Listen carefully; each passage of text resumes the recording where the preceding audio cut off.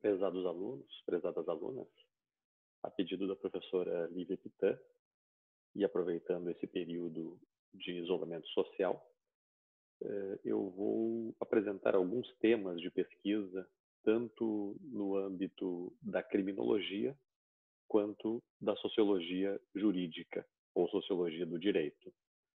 Para isso, eu vou apresentar aqui para vocês alguns slides que eu preparei, onde talvez fique mais claro qual é a temática de cada uma dessas duas disciplinas e como elas podem ser objeto de investigação para a produção dos trabalhos de conclusão de curso. Primeiro, em relação à criminologia, aqui vocês têm uma definição do americano Gresham Sykes, na obra Crime e Sociedade, uma obra de 1956, onde ele vai dizer que a criminologia, o objeto de investigação da criminologia, seria o estudo das origens sociais da lei criminal, da administração da justiça criminal, das causas do comportamento delinquente, da prevenção e o controle do crime, incluindo a reabilitação individual e a transformação do meio ambiente social. Então vejam, né, é uma definição bastante ampla e que procura contemplar todos os temas que a criminologia foi trabalhando ao longo do tempo, desde o seu surgimento no século XIX até o desenvolvimento da moderna sociologia criminal, focando no funcionamento das instâncias de controle punitivo e não apenas no debate das causas do comportamento criminoso. A partir dessa definição, nós podemos também e precisamos saber qual é o método da criminologia. Nós estamos aí no âmbito de uma ciência que não é uma ciência do direito. Ou seja, a criminologia, embora os trabalhos de conclusão possam ser desenvolvidos nessa linha, ela é muito mais vinculada ao âmbito das ciências sociais do que das ciências jurídicas. E nesse sentido, talvez a principal diferença seja justamente quanto ao método. O método criminológico é o método empírico-indutivo, ou seja, a pesquisa empírica, a pesquisa de campo, a pesquisa que vai trabalhar tanto com dados quantitativos quanto com dados qualitativos, ou seja, estatísticas ou textos, entrevistas, documentos, tudo isso seria aquilo que se considera objeto de pesquisa criminológica, assim como a observação direta da realidade. Isso pode ser feito por meio de um estudo de caso, quando eu analiso uma única situação, uma única realidade, ou através de um estudo comparativo, em que eu analiso mais de uma situação específica, por exemplo, duas prisões, duas cidades no tocante às taxas de criminalidade ou ao funcionamento da justiça criminal em dois âmbitos diferentes. Então, são duas possibilidades de desenho de pesquisa. Pode-se realizar também uma pesquisa histórico-genealógica, analisando o desenvolvimento de um fenômeno ao longo do tempo. Também, como já referido, a descrição densa de uma determinada realidade por meio da observação direta, chamada etnográfica. Há estudos bastante conhecidos da vida na prisão, por exemplo, que foram feitos dessa forma, assim como do tribunal do júri ou de outros contextos em que o investigador observa a realidade, descreve a realidade e, através dessa descrição, ele realiza, então, a sua pesquisa.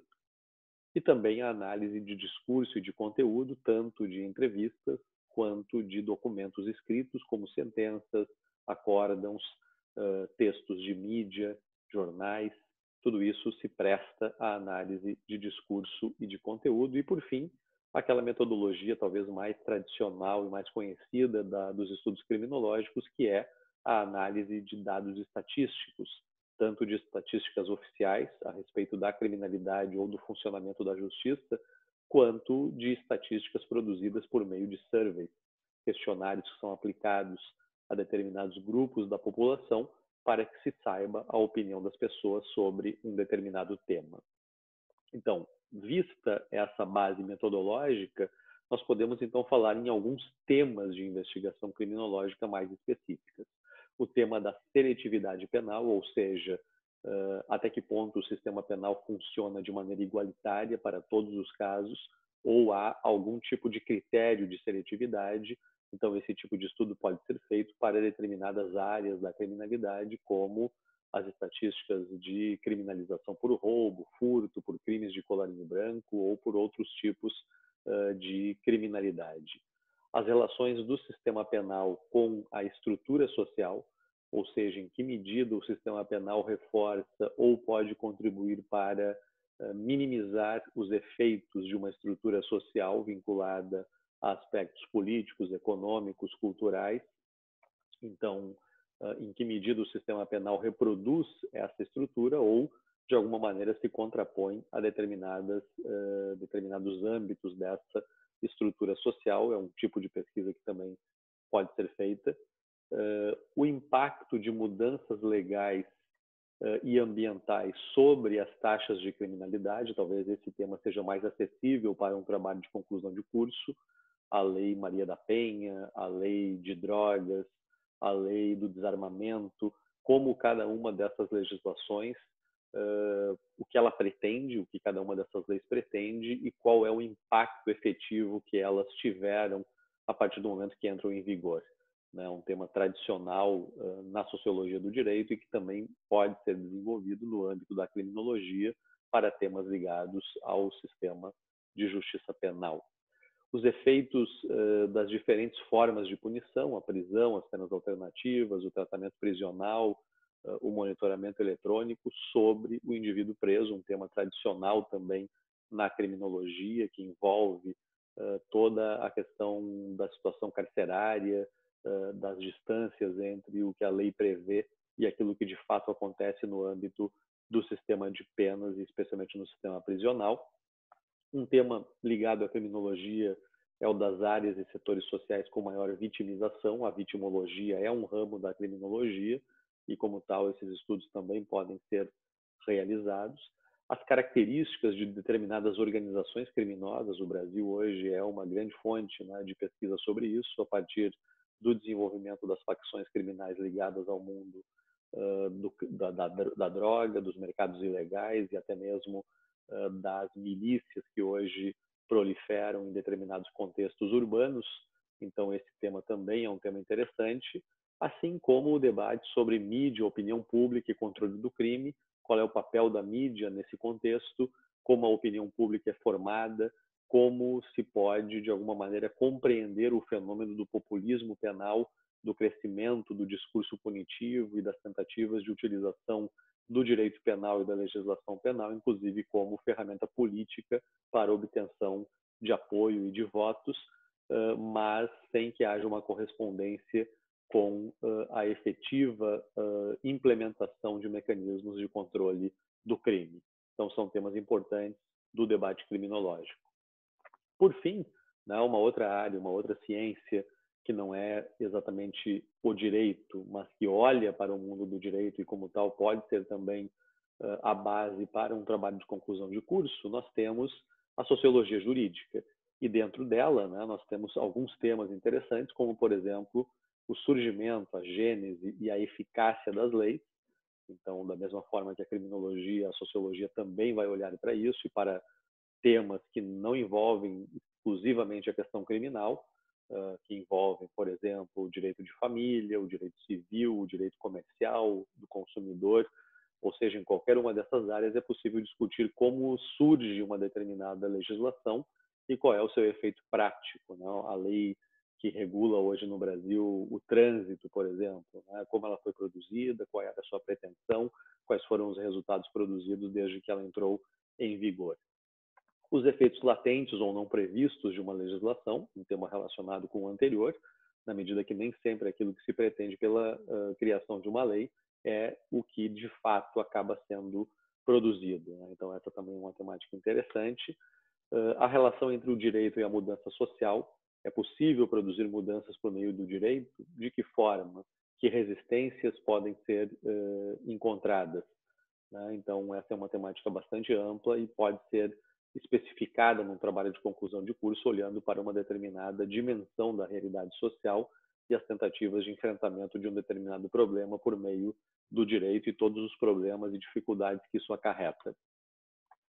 O tema das concepções e práticas dos operadores do direito, quem são os juízes, os promotores, os delegados, os advogados, os defensores, qual é o seu processo de seleção, de capacitação, de ingresso na carreira e como cada uma dessas carreiras, então, é formada e quais são os efeitos dessa formação para a prática do direito, para as decisões judiciais.